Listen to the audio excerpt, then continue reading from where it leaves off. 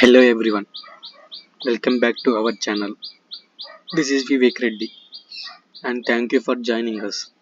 Today's topic is supervised learning. In this topic we learn about supervised learning and its types and it works and how it works. So supervised learning is one of the machine learning technique. In supervised learning we use known data or label data. Means the label data means some input already is tagged with correct output. In supervised learning, the training data provided to machines work as superior that teaches the machines to predict output correctly. Means it applies the same concept as the students learns in the supervision of teacher. Supervised learning is a process of providing input data as well as correct output data to the machine learning model. The main goal or the aim of the supervised learning algorithm is to find mapping function to map the input variable with the output variable.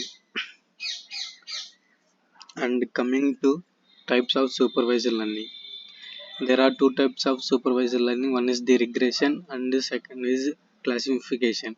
Regression algorithm are used if there is a relationship between the input variable and output variable, and it is used for the prediction of continuous variables such as weather forecasting, market trends, salaries, etc.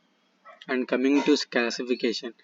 Classification algorithm used when the output variable is categorized, which means yes or no, true or false, male or females.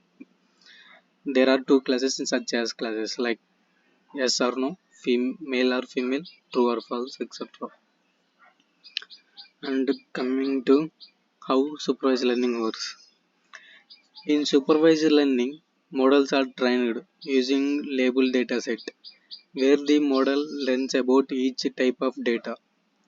Once the training process is completed, the model is tested on the basis of test data, and then it predicts the output.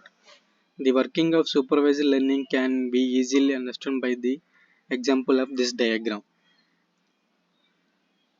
Suppose we have a data set of different types of shapes, including the square, rectangle, triangle, and polygon. Now, the first step is that we need to train the model for each shape. If the given shape has four sides and all the sides are equal, then it will be labeled as square.